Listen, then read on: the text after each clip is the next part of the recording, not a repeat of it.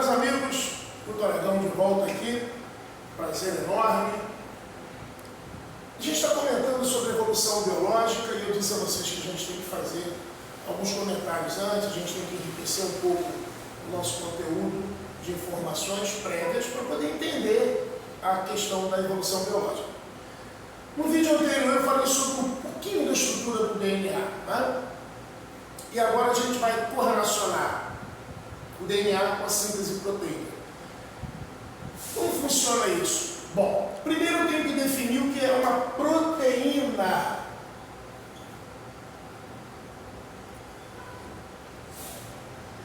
Amigos, as proteínas são polímeros também. O que é um polímero? Novamente, uma molécula grande formada por unidades repetidas. Ah, então tudo é polímero? Não, não. Lipídio, por exemplo, não é um polímero, e é uma molécula grande. Né? Os lipídios são feitos de duas substâncias simples. Né? Ácidos graxos e álcool. Acabou? Não é polímero. O que é grande não necessariamente é polímero. O que é polímero não necessariamente é grande. Existem proteínas pequenas. Mas a proteína é um polímero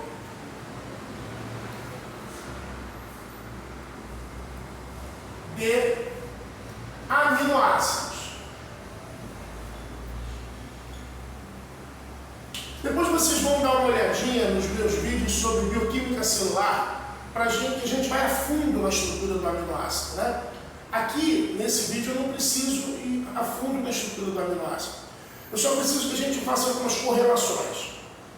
A primeira e fundamental correlação: os aminoácidos estão para as letras. Os aminoácidos estão para as proteínas, como as letras estão para as palavras. Como assim? Então vamos lá. Nós temos na língua portuguesa, nós temos no nosso idioma cerca de 24, 25 letras. Né? Quantas palavras nós formamos com essas letras? Um número infinito. Se você imaginar que são as mesmas letras para o inglês, as mesmas letras para o alemão, as mesmas letras para o francês, o número é infinito. Existem na natureza 20 aminoácidos diferentes. 20 aminoácidos diferentes. Vocês já ouviram falar? Fenilalanina, lisina, valina, prolina, histidina, ácido glutâmico. São 20. Bom, o que torna as proteínas diferentes umas das outras? Número, posição e tipo. De quem? Dos seus aminoácidos. Eu, quando estou dando essa aula em sala de aula, eu costumo fazer algumas brincadeiras com as turmas, né? Eu brinco com eles assim: vamos imaginar, meus amigos, que a palavra amor seja uma proteína formada de 4 aminoácidos: o A, o M, o O e o R.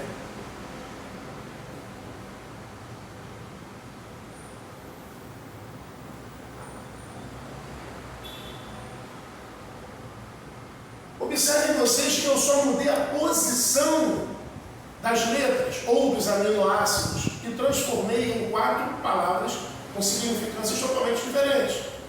Ou seja, apenas mudando a ordem dos aminoácidos, eu modifico as proteínas.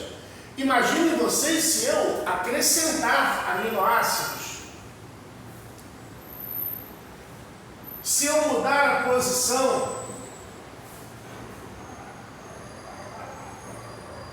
então eu posso afirmar para vocês que as proteínas são os compostos com a maior variedade funcional na bioquímica. As proteínas são fantásticas.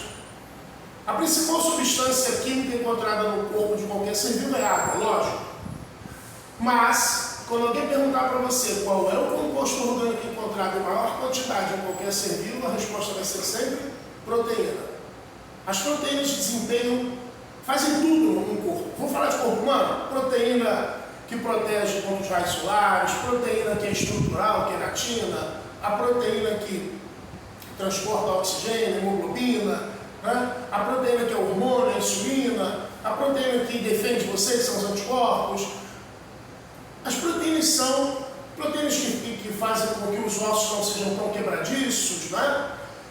Proteína proteína sinalizadora, as proteínas são multifuncionais. Muito bem. Então, eu apenas preciso agora saber quem determina a ordem, posição e número dos aminoácidos nas minhas proteínas. Porque observe uma coisa, quando eu disse que existem 20 aminoácidos, existem 20 aminoácidos na natureza. A alface usa os mesmos 20 aminoácidos. A barata, o protozoário, o cogumelo, a ave, o mamífero, o sapo, a anêmona do mar, um coral, são os mesmos 20 aminoácidos. E o que torna esses indivíduos tão diferentes?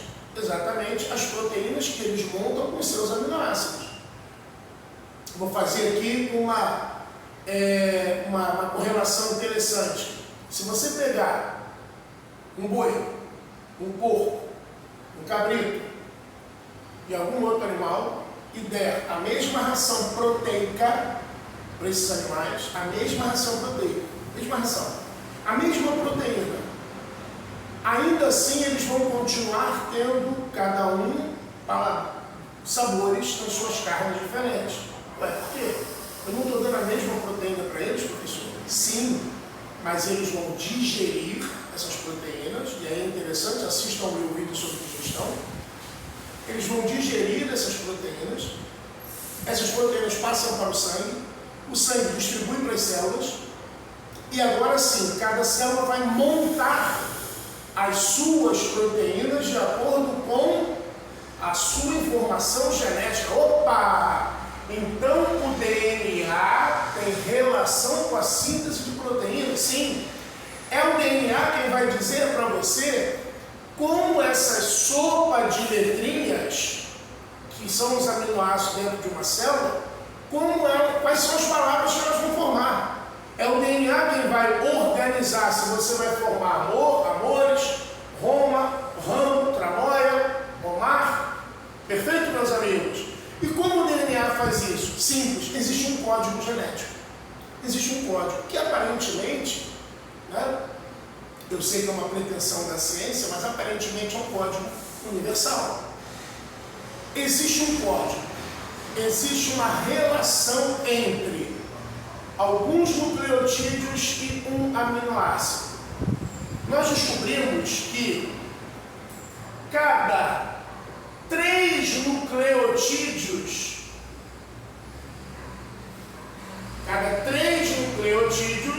que nós vamos chamar de códon,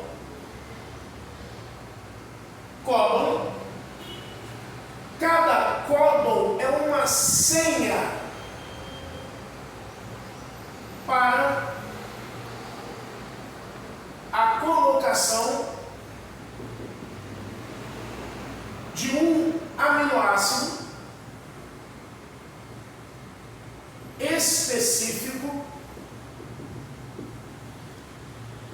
numa proteína. Uma proteína durante a síntese de proteína. Eu tenho um vídeo sobre síntese de proteínas. Lá vocês vão ver a participação do RNA mensageiro, a participação do RNA ribossômico, mas aqui não é o caso. Aqui eu quero que você entenda o seguinte: eu tenho um código que é universal, ninguém precisa decorar isso, toda questão de prova traz lá a tabelinha. Então, adenina. Isso codifica o aminoácido fenilalanina. Então, para qualquer animal, qualquer ser vivo, A codifica fenilalanina. Entenderam que o DNA é universal e o código genético é universal por conta disso? Porque se eu afirmo para vocês, está lá na tabela, que AAA corresponde a um código, é a senha para a fenilalanina, significa dizer, meus amigos, que para alface também, que para barata também, que para qualquer organismo também. Então, o que muda de um organismo para outro, de uma espécie para outra, é a sequência desses códons dentro do DNA daquela espécie. Nós já sabemos, no outro vídeo, que o DNA são 4 letrinhas.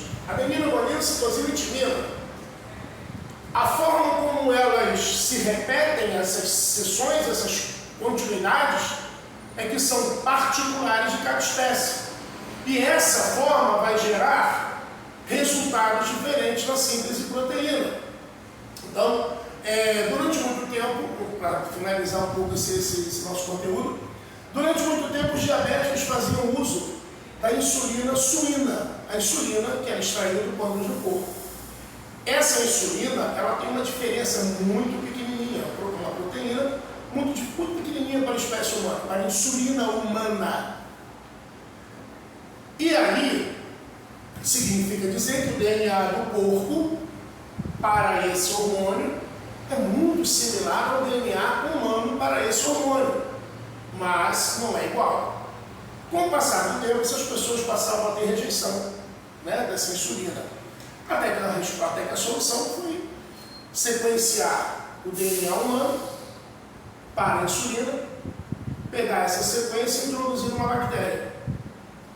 E dar a essa bactéria os aminoácidos, e essa bactéria passou a sintetizar o hormônio insulina humano, porque ela tem a sequência de DNA humano. Então reparem vocês, a sequência de DNA, se ela variar um pouquinho para lá ou para cá, mais ou menos, mudar, trocar, ela pode alterar o resultado final. O nome dessa técnica que eu acabei de explicar é transgenia, organismo transgênico. O organismo transgênico é aquele que recebe um DNA específico de outra espécie para que ele produza aquela proteína que era produzida naquela outra espécie. Então, amigos, acabamos de entender que a cada 3 bases nitrogenadas eu tenho um códon. Esse códon é uma senha para a colocação de um aminoácido específico na proteína durante a sua síntese. E esse códon pertence ao código genético que a gente pretensiosamente chama de código universal. Tudo bem, meus amigos? Então, nosso próximo passo agora vai ser correlacionar os códons aos genes e aos cromossomos. Vamos assistir o próximo vídeo nosso. Daqui a pouco eu volto.